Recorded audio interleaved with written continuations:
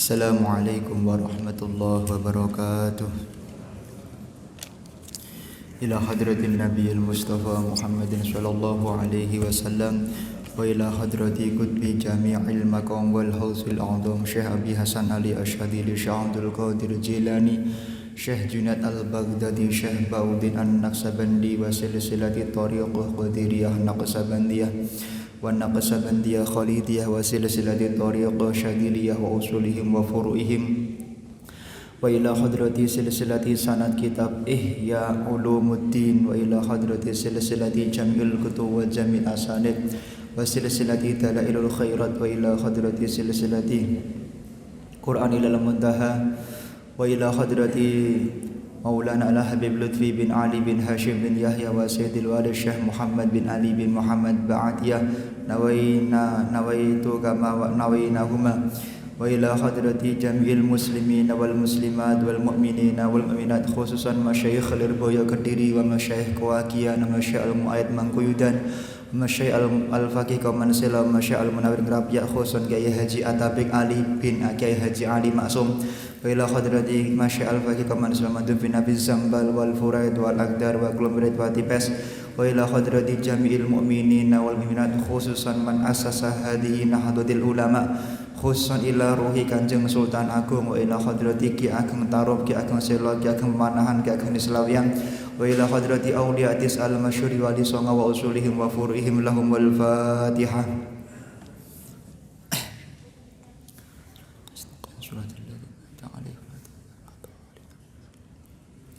Bismillahirrahmanirrahim. Kita lanjutkan pengajian kitab Ihya Ulumuddin yang pada malam hari ini sampai pada halaman 56.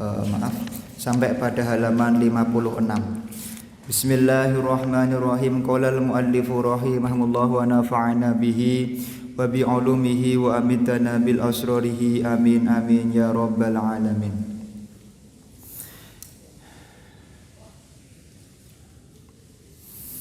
Bismillahirrahmanirrahim. Qala al-muallifu rahimahullah wa nafa'ana bihi wa bi ulumihi wa amitana bil asrarihi amin amin ya rabbal alamin. Bapak Ibu yang dimuliakan oleh Allah Subhanahu wa taala, Imam Ghazali memerintahkan atau memberikan nasihat kepada kita, kalau kita mencari ilmu itu harus sepenuh hati dan sesemangat mungkin. Apapun yang terjadi, maka kita harus istiqomah mencari ilmu, bagaimanapun caranya. Seperti yang dicontohkan oleh beliau Syekh Badi'uzzaman An-Nursi, ketika beliau saat itu di penjara, padahal tidak bersalah, di penjara, hampir seluruh hidupnya beliau selalu di penjara. Maka beliau tidak berhenti di dalam berdakwah dan menyampaikan ilmu dan memberikan contoh sebagai seorang guru kepada muridnya. Apa? Setiap hari beliau mengambil daripada bekas tempat rokok, kalau kita yang kuning-kuning itu. Kemudian Syekh Badi'uzzaman An-Nursi menulis 1 kalimat, 2 kalimat, 3 kalimat, dan setiap hari beliau masukkan di celah jendela penjara yang saat itu dia tempati. Setiap hari muridnya berpura-pura menjadi orang yang lewat di situ.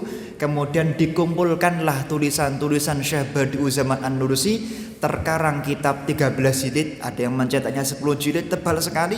Itu adalah kitab Al-Kamalat Al-Lama'at karya Syekh Badi'uzzaman An-Nursi. Artinya apa? Dalam keadaan apapun tidak boleh kita berhenti ngaji, tidak boleh kita berhenti belajar. Dikisahkan di dalam kitab Salafun Shalih, ada sebuah kisah, ada seorang ulama bernama Imam Baqi bin Mikhlad. Imam Baqi bin Mikhlad ini seorang ulama besar, yang mana ketika beliau mencari ilmu sangat memiliki jiwa bil jiddi wajtihadi yang luar biasa, semangatnya luar biasa. Beliau dengar, di Baghdad ada seorang ulama bernama Imam Ahmad ibn Hambal, Imam Hambali kalau kita lebih mengenalnya. Beliau dari kota Maghrib, dari kota Maghrib yaitu kota Masjidil Aqsa. Dari Maghribi beliau berjalan kaki melewati Afrika, melewati Saudi dan seterusnya, sampai berbulan-bulan sampailah beliau di tempatnya Imam Ahmad ibn Hanbal. Saat itu beliau tidak menggunakan pakaian kebesaran. Sebenarnya di sana sudah ulama, beliau sudah ulama besar, tapi mendengar ada ulama, beliau rela meninggalkan kebesaran ulamanya untuk pergi kota Baghdad belajar kepada Imam Ahmad ibn Hanbal.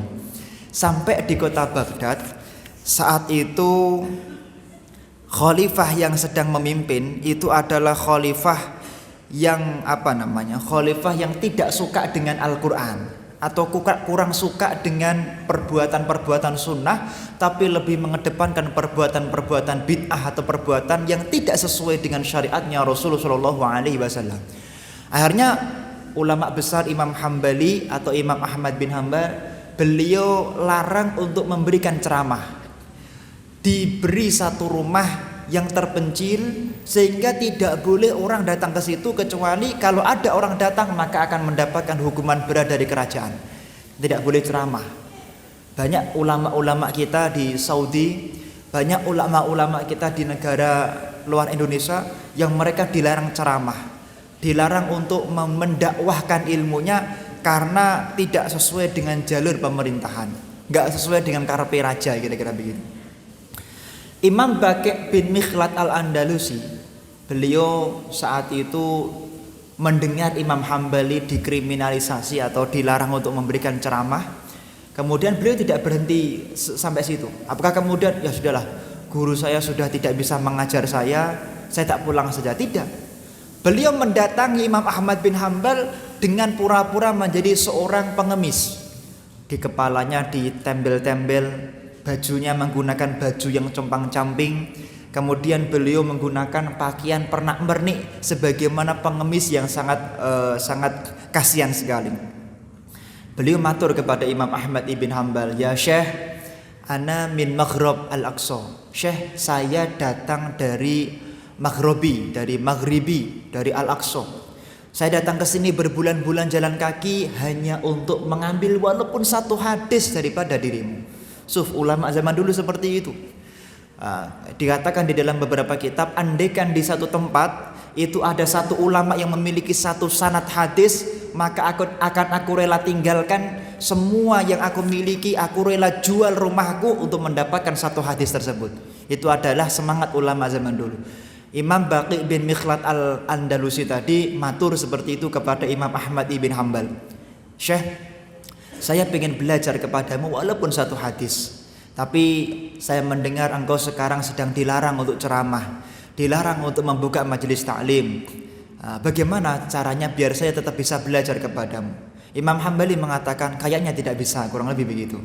Kemudian beliau mengatakan, "Ya Syekh, izinkan aku untuk setiap hari datang kepada ba'aji'u ila baitak. Aku akan datang ke rumahmu dengan menyamar sebagai seorang pengemis seperti ini, sehingga tidak akan ada orang yang tahu kalau aku seorang thalib ilm, kalau aku seorang penuntut ilmu." Syekh Imam Ahmad bin Hanbal mengatakan, "Oh begitu, ya sudah."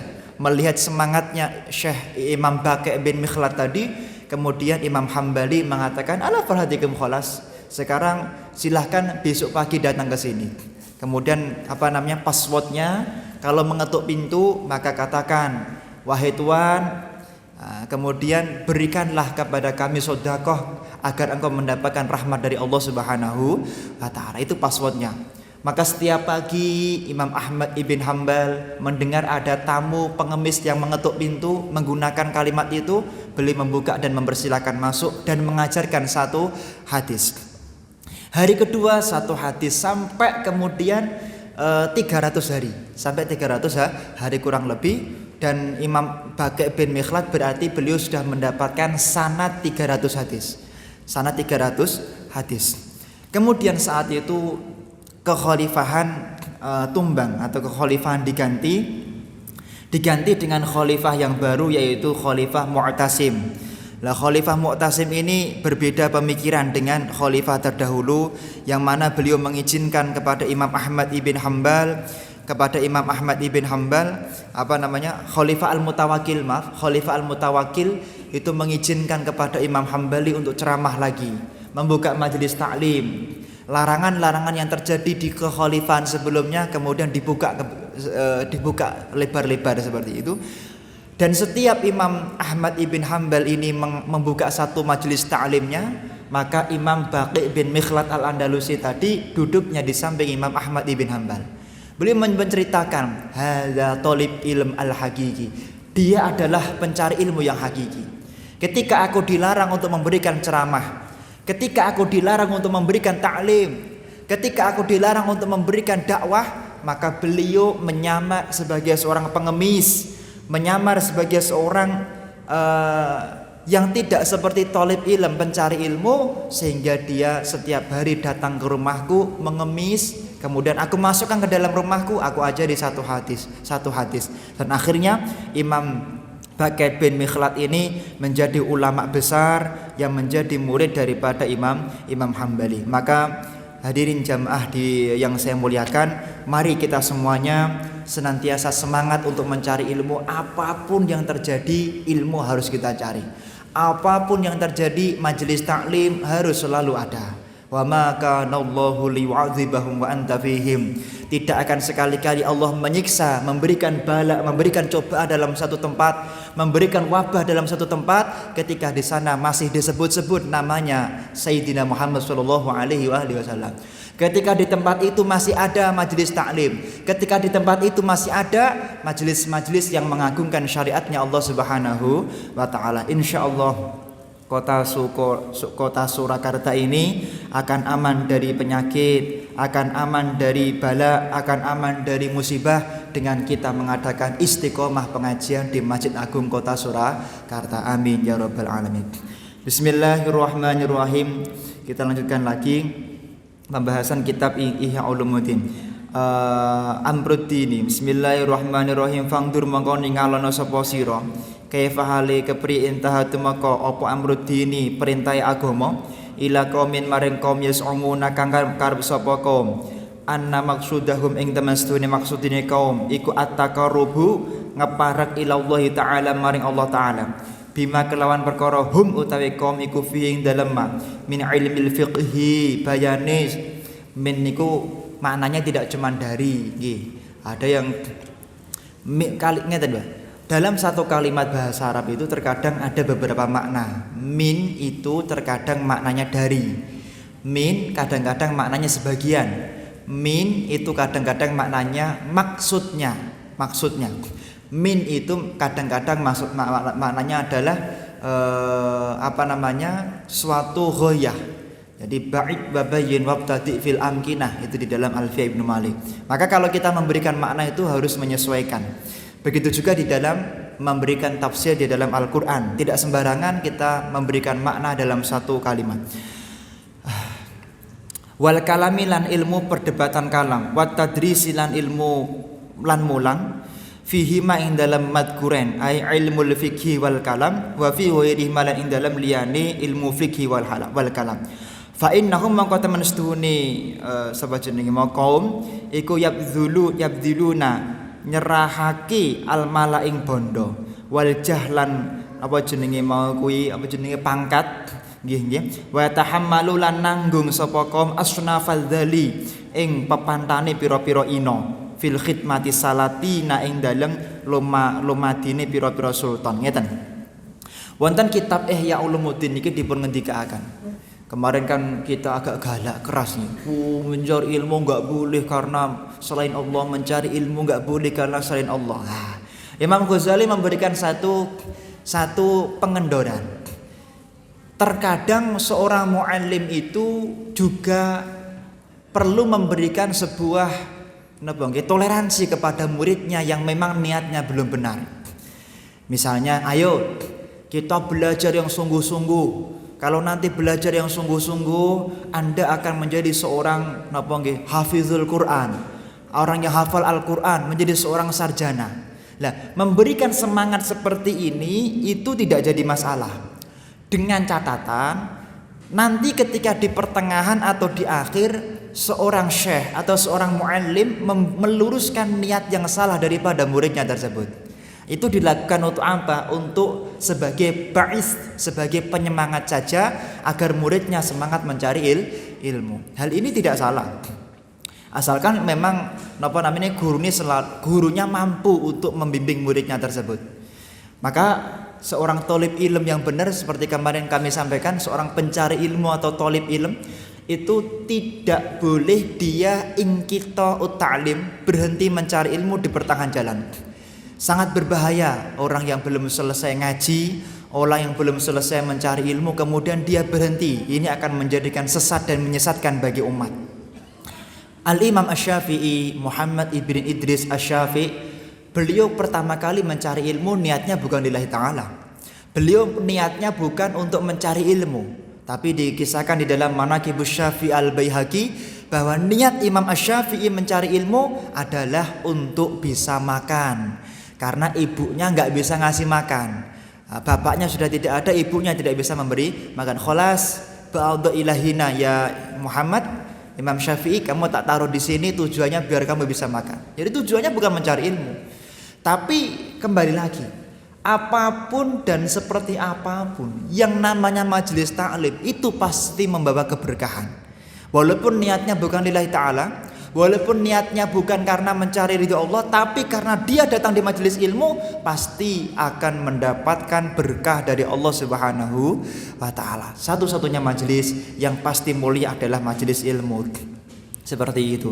Maka terkadang tidak apa-apa guru itu mengeloskan muridnya, memperbolehkan muridnya niatnya untuk urusan dunia, tapi ketika di pertengahan atau di akhir guru harus meluruskan daripada niat muridnya. Kenapa? Tidak semua orang itu di awal sudah punya niat yang bagus. Tentu niat yang bagus karena hatinya bagus. Bagaimana bisa hatinya bagus? Karena dia sudah belajar ilmu tentang hati, tazkiyatul qulub.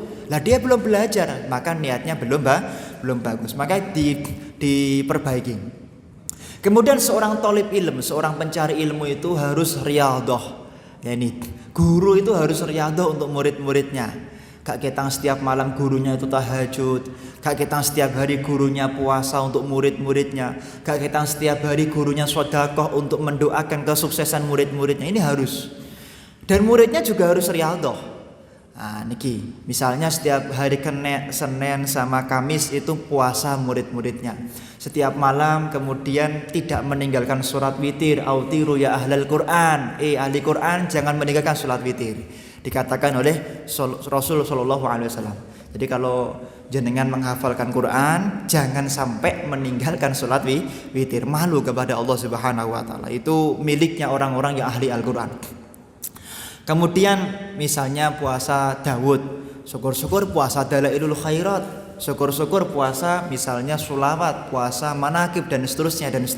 Ini perlu bagi seorang thalib ilm, pencari ilmu, seorang santri, seorang pencari ilmu yang dirinya atau gurunya tidak pernah riyadhah, tidak pernah melakukan tirakat kalau bahasanya orang dulu, maka dia akan dicoba satu dari tiga perkara.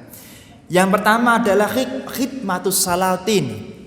Delalah dia ketika pulang dari pondok, pulang dari tempat dia kuliah atau pulang dari tempat dia belajar, di rumah itu setiap gerak-gerak dakwahnya itu selalu dibayang-bayangi pemerintah. Apapun keputusan fatwanya itu tidak berani diputuskan karena takut sama pemerintah.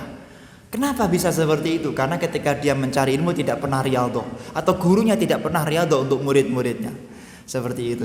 Jadi entene dempel terus karo pemerintah. Wedi karo pemerintah, meh ngetoke hukum haram. Waduh, pemerintah saya kok melakukan wedi lah. Wedi-wedi seperti ini dibayang-bayangi pemerintah. Kenapa? Karena ketika mencari ilmu kurang riyadhahnya. Maka panjenengan ketika sekarang menjadi anggota majelis taklim, menjadi seorang santri, menjadi mahasiswa, perbanyak riyadhah, perbanyak tirakat. Tirakat itu tidak harus puasa. Termasuk jenengan saya tirakat setiap hari, saya tidak makan kecuali sehari misalnya 2 kali saja misalnya. Saya tidak makan kecuali yang tidak makan kecuali yang biasa-biasa saja, yang istimewa tidak saya makan dulu. Jadi riyadhah itu meninggalkan yang enak-enak, termasuk meninggalkan kemaksiatan kepada Allah Subhanahu wa taala. Yang kedua adalah mati muda. Mati muda maksudnya begini, ilmunya di rumah kurang barokah. Delalah mawon, mboten nenten sing ngaji kalih tiyang niku. Delalah pulang-pulang niku lho, Masya Allah nggih. Mboten nenten sing ngundang semaan cara bahasane ngoten nggih. Nah, semaan iki kan salah satu kita menjaga hafalan Quran kita nggih. Cara mboten nenten semaan ngoten nggih rada kabutan saya kira. Karena kalau kita ndelok sendiri kan kita nggak tahu kualitas hafalan Quran kita. Ini nisbate Quran. Nisbate sing ngaji kitab pulang-pulang nggih enten sing pura nyimak. Seperti itu. Enggak ada yang minta ngaji. Akhirnya ilmunya niku mati, ilmunya berhenti. Atau kalau perlu dia mati dalam usia muda. Kenapa? Karena ketika mondok, ketika kuliah, ketika belajar tidak pernah riyadhah, tidak pernah yaitu prihatin. Entah gurunya kepada muridnya atau muridnya untuk dirinya sendiri. Yang ketiga itu diberi masyarakat yang abangan. Cara Mbah Yai ngarani niku apa namanya? Masyarakat yang abangan. Di pondok mboten ate riyadhah. Lah mulih-mulih masyarakat niku omben-omben sedaya. Mau masyarakat niku angel dikandani. Kenapa? Ketika belajar jarang riyadhah. Makanya mulai saat ini kula matur panjenengan sebagai guru itu setiap sedekah, setiap ibadah, setiap melakukan perbuatan yang dicintai oleh Allah niatkan, ya Allah, tak lakukan ini pahalanya tak berikan kepada murid-murid saya. Tak berikan kepada seluruh orang yang yadlubul ilma minni, mencari ilmu dari diriku. Ini adalah adab seorang guru kepada muridnya, sehingga orang-orang yang belajar kepada beliau itu akan menjadi orang-orang yang berhasil, sukses di dunia dan sukses di akhirat. Niki teng donya jadi ulama bukan dia yang datang ke pemerintah, tapi pemerintah yang datang kepada dia. Bukan dia yang kemudian butuh kepada pemerintah, tapi pemerintah yang sowan kepada beliau. Ini adalah ulama yang dulu ketika mondok ahli riyadhah tirakat seperti walau taraku dzalika walau taraku lidzalika la taraku wa lam yakhtalif ilaihim summa yatawakka'ul ilma minal muta'allim ayyaku malahu fi kulli naibatin. Kenapa? Karena pada suatu ketika seorang santri, seorang pencari ilmu itu pasti akan menjadi ganti daripada guru-gurunya. Penyakitnya orang yang mencari ilmu di zaman sekarang adalah, kata beliau, orang mencari ilmu niatnya bukan untuk bisa paham daripada ilmu yang telah disampaikan oleh gurunya, tapi dia mencari ilmu tujuannya untuk refreshing. Wah, nanti saya sudah pegel-pegel nih sebagai pegawai, sebagai pengusaha, saya tak mengisi hati saya datang ke majelis ilmu. Dia datang ke majelis ilmu bukan untuk memahami apa yang menjadi materi gurunya, materinya seorang syekh, tapi dia mencari ilmu untuk mencari refreshing saja. Ini penyakit, sehingga ilmu yang dia dapatkan sulit untuk bisa diamalkan. Maka datanglah ke majelis ilmu niatnya untuk bisa menjadi orang yang kelak menjadi naibatun fi kulli naibatin, yaitu menjadi pengganti daripada guru-gurunya. Jenengan jangan sampai datang ke Masjid Agung ini niatnya saya tak menjadi santri terus, jangan. Harus ada cita-cita ke depan. Saya dalam waktu sekian tahun datang ke Masjid Agung Surakarta ini, ke depan saya akan mengganti posisinya Pak Mustain untuk duduk di depan. Ini harus ada. Karena seorang santri, seorang jamaah itu pasti akan menjadi pengganti daripada guru-gurunya. Jadi jangan sampai datang ke sini apapun dan seperti apapun umur jenengan. Oh Pak, umur kula pun 80 tahun, umur kula pun 70 tahun. Suf, di dalam kitab Ta'limul Muta'alim, Imam Zarnuji menceritakan ada seorang ulama yang ketika umurnya 80 tahun baru dibuka hatinya untuk mencari ilmu. Ada seorang orang biasa, umurnya 80 tahun baru dibuka hatinya oleh Allah untuk senang mencari ilmu. 80 tahun sampai 120 tahun mencari ilmu, baru 120 tahun dia kemudian menjadi seorang mufti. Jadi dari nol, dari orang awam gak pernah ngaji, umurnya 80 tahun, 120 tahun jadi ulama besar, bahkan jadi mufti, gak cuma ulama.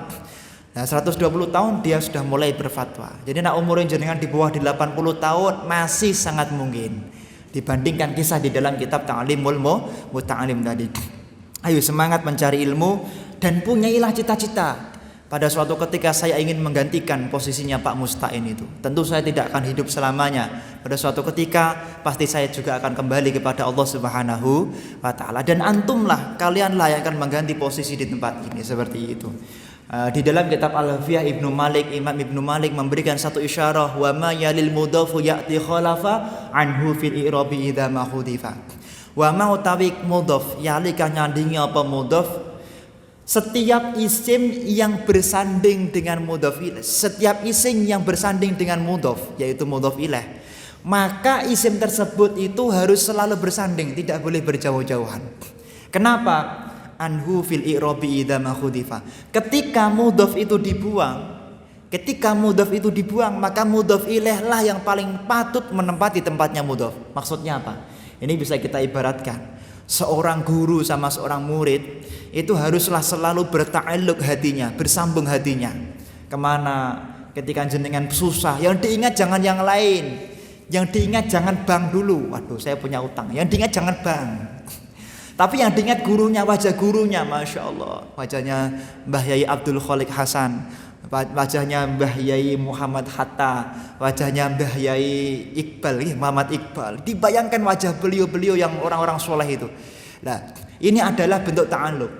Kenapa? Karena ketika mudhaf itu sudah tidak ada, sudah dibuang oleh musannaf, maka mudhaf ilaih lah yang paling patut menempati tempatnya mudhaf. Artinya seorang syekh, seorang kiai berserta dengan santrinya, berserta dengan muridnya tidak boleh tidak bersanding-sandingan. Harus selalu dekat, hatinya harus selalu nyambung. Kenapa?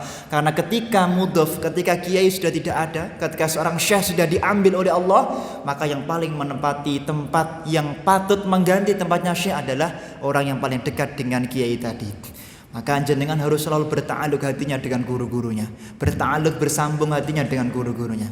Habib Abu Bakar Al-Adini bin Ali masyhur, kami masih teringat ya, di akhir-akhir kula teng Hadramaut pulang ke Indonesia, beliau mengatakan kurang lebih begini, wasfil qulubakum ma'a qulubi syaikhikum.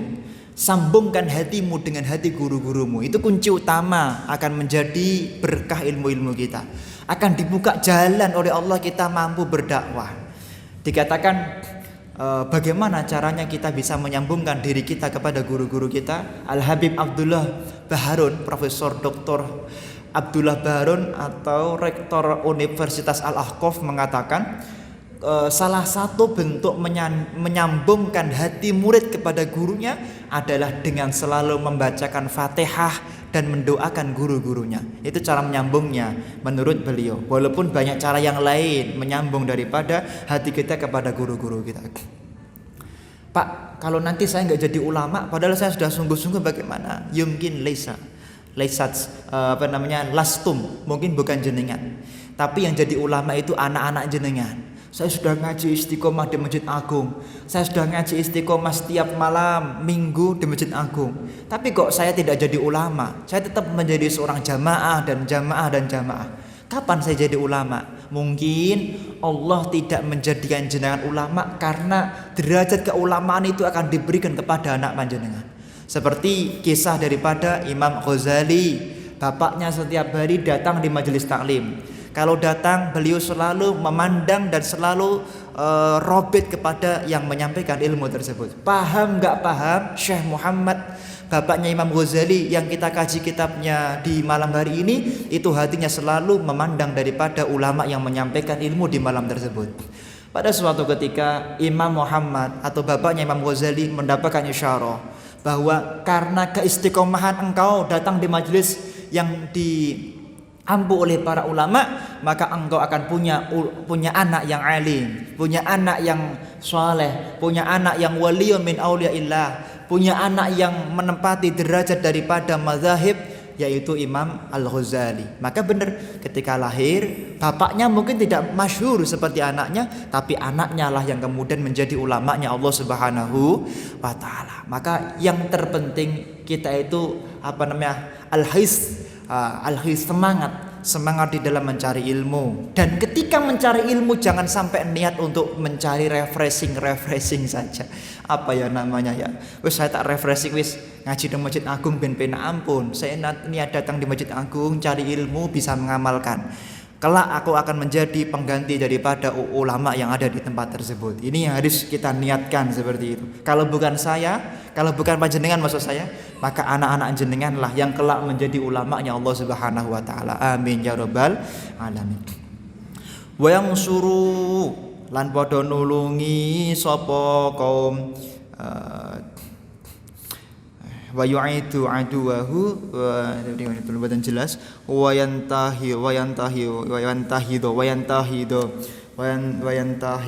jiharon lahu fi hajatihi wa musakharon baina yadihi fi autorihi fa in qassara fi haqqihi sarun alaihi wa sarun alaihi wa sara min man a'da'ahu. Bismillahirrahmanirrahim. Ini pentingnya membawa 2 kitab, 3 kitab seperti itu, Pak. Kadang satu kitab ada yang tidak jelas titik-titiknya, nggih. Nah, bismillahirrahmanirrahim. Maka di dalam kitab ini dikatakan pentingnya kita bangkit di dalam mencari ilmu, pentingnya kita bangkit di dalam niat-niat yang tidak dicintai oleh Allah Subhanahu wa taala.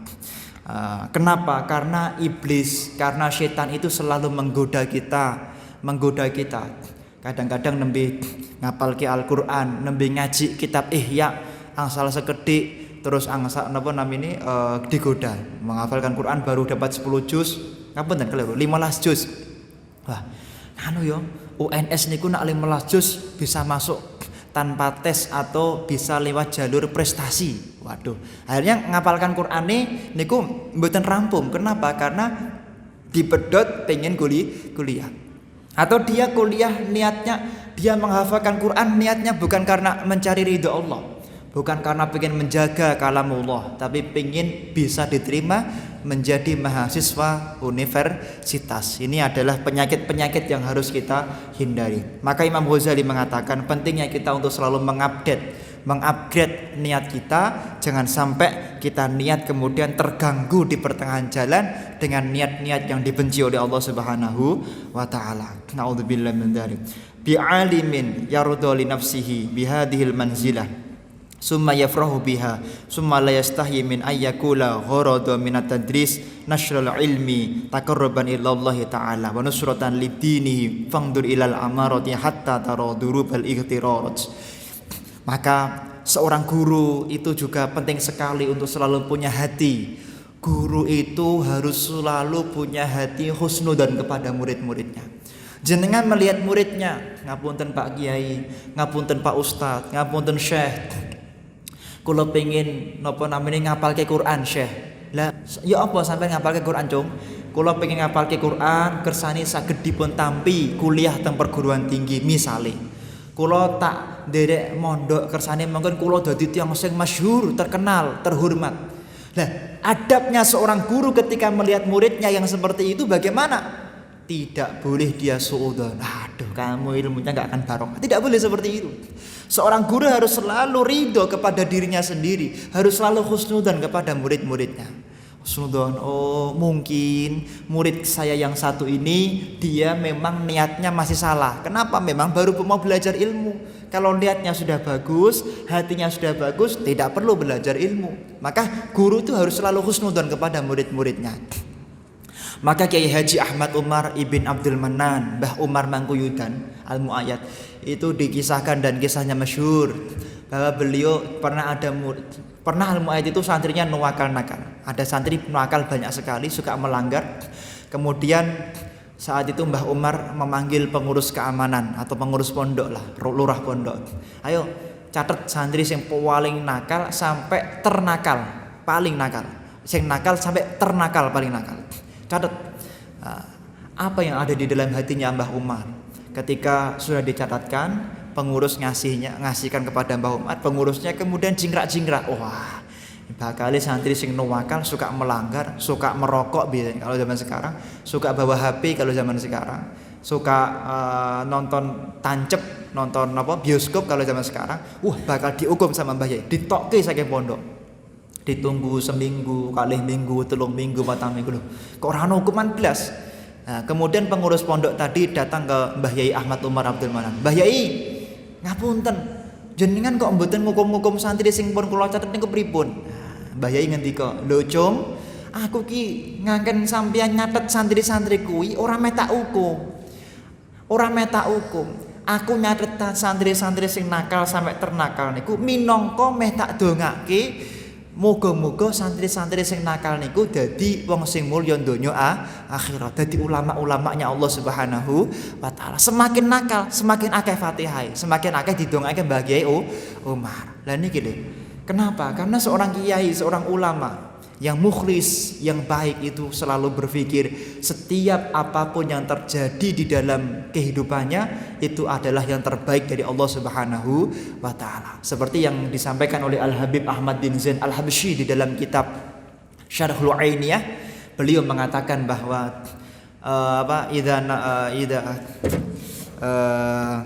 dikatakan ketika datang kepada engkau suatu kejadian yang engkau tidak sukai, matukroh yang tidak engkau sukai, maka fadlub wahida udrin ila sab'ina udron. Hadirkan 1 sampai 70 alasan, itu adalah yang terbaik dari Allah untuk diri kamu. Aku husnudzon, Cuk. Mungkin Allah niku maringi kula santri sing nuwakal, ben aku nak wengi niku ora turu, ben aku nak wengi iku melek terus, nangis nang Gusti Allah, cedhak karo Gusti Allah, ndongake santri-santri niku wae. Aku mungkin dipun paringi santri sing angel ngapalke. Memang ada beberapa santri sing angel ngapalke. Ngapalke reso. Ngapalke angel, ngapalke dedel kira-kira begitu.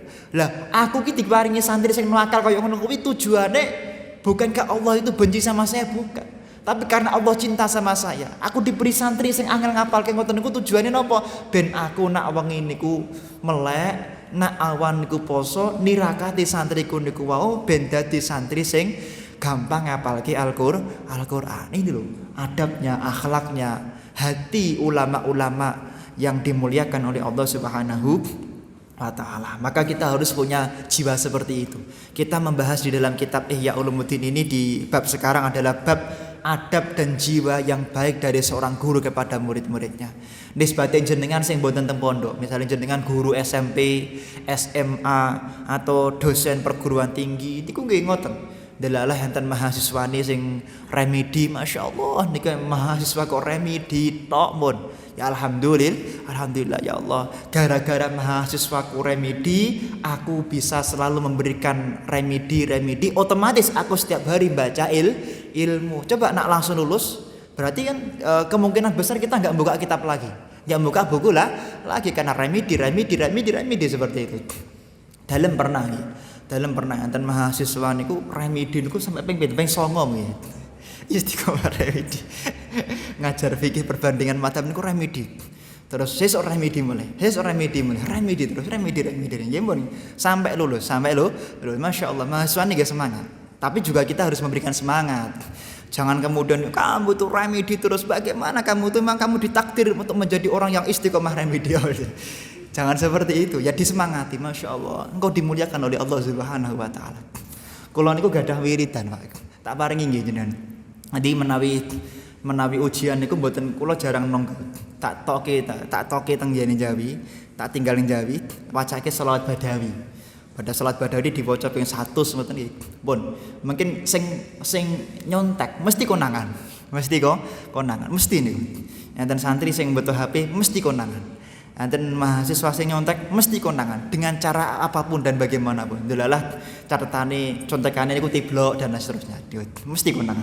Lah niku nggih enten sing konangan.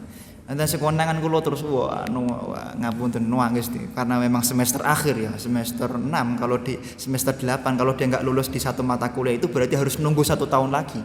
Karena harus dapat lulus satu mata kuliah itu. Nangis. Kula matur. Saya bilang kepada beliau, Masya Allah, engkau adalah orang yang dimuliakan oleh Allah Subhanahu wa taala. Allah itu memberi jalan engkau menangis setiap malam. Tadi malam enggak bisa tidur pasti. Iya. Kenapa? Karena Allah itu pingin engkau itu menjadi orang yang setiap malam menangis kepada Allah Subhanahu wa taala. Dengan apa? Dengan engkau diberi satu jalan sesat, yaitu nyontek dan konangan. Karena kamu nyontek dan konangan, akhirnya beberapa malam ketika mau ketemu sama saya, kamu menangis kepada Allah Subhanahu wa taala. Khalas, husnudzon bismillah. Kamu adalah orang yang mulia di mata Allah Subhanahu wa taala. Tapi tetap remedi nggih. Remedi. Niku perlu. Ampun, bismillah. Jenengan besok nak dadi guru nggih, Pak nggih. Dadi guru, dadi dosen gambil. Wacake salat Badawi ping 100, insyaallah sing melanggar mesti konangan. Sing melanggar mesti konangan. Golek bojo nggih ngoten niku. Ya Allah, calon bojo kula niku apik napa mboten? Wacake salat badhe ping 700. Selawat badawi ping 700. Ndelalah konangan. Eleke ngeten-ngeten konangan. Allah niku maringi petunjuk dumateng kula panjenengan sedaya. Niki selawat ingkang dipun susun kalih Syekh Ahmad Al-Badawi, makamipun wonten teng Mesir nggih. Seorang ulama yang masyhur, seorang ulama yang alim yang sangat diberkahi oleh Allah Subhanahu wa taala. Sekali lagi, mari kita menjadi guru yang selalu husnudzon kepada murid-murid kita. Menjadi guru yang selalu yakin bahwa murid-murid kita akan menjadi murid-murid yang sukses dan barokah ilmunya. Dan kita selalu yakin ilmu yang kita ajarkan kepada murid-murid kita akan menjadi sebab mereka akan semakin takut berbuat maksiat kepada Allah Subhanahu wa taala. Semoga pertemuan kita pada malam hari ini kelak kita akan dipertemukan di surganya Allah Subhanahu wa taala. Ala hadhihi niyyah wa likulli niyatin shalihah ala mana wa salafun shalih wa ala mana wa syekhina Muhammad ulin nuha wa ala mana wa Syekh At-Tabiq Ali bin Kiai Haji Ali Maksum wa ala mana wa Habib Lutfi bin Ali bin Hashim bin Yahya wa ala mana wa Sayyidil Walid Syekh Muhammad bin Ali Ba'diyah wa ala mana wa Eyang Kanjeng Sultan Agung wa usulihim wa furuhim. Al-Fatihah.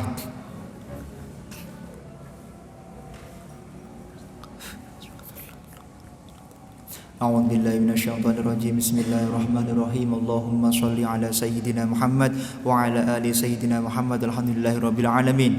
Allahumma ya man huwa fi 'uluwihi kainun, ya man huwa fi 'ilmihi muhitun, ya man huwa fi 'izzihi latifun, ya man huwa fi lutfihi syarifun, ya man huwa fi fi'lihi hamidun, ya man huwa fi dzatihi qadimun, ya man huwa fi majdihi munirun, ya man huwa fi 'ata'ihi katsirun. Allahumma akrimna minka binuril fahmi wa akhrijna min dhulumatil wahmi warzuqna fahman nabiyyin wa hifdzal mursalin wa ilhamal malaikatil muqarrabin bi rahmatika ya arhamar rahimin. Allahumma arhamna bi tarkil ma'asi abadan ma baqaitana warzuqna an ansilwahu 'ala an-nahwi alladhi yurdika 'anna. Allahumma badi'as samawati wal ardi dzal jalali wal ikram wal 'izzati allati la duram. Ya Allah ya Rahman, bijalalika wa nuri wajhika an tunawwira bi kitabika basarina wa an tatliqa bihi lisanana wa an tufarrija bihi lisanana wa an tashruha bihi badanana fa innahu la yu'inuna 'alal haqqi wa yuruka wa la yu'tihi illa anta wa la haula wa la quwwata illa billahil aliyyil azim. Rabbana hab lana min azwajina wa dzurriyyatina qurrata a'yun waj'alna lil muttaqina imama. Rabbana atina fid dunya hasanah wa fil akhirati hasanah wa qina adzabannar wa adkhilna jannata ma'al abrar ya aziz ya ghaffar ya rabbal alamin. Wa sallallahu ala sayyidina Muhammadin nabiyil ummi wa ala alihi wa sahbihi baraka wa sallam.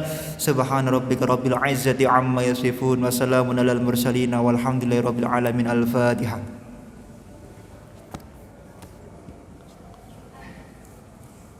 Assalamualaikum warahmatullahi wabarakatuh.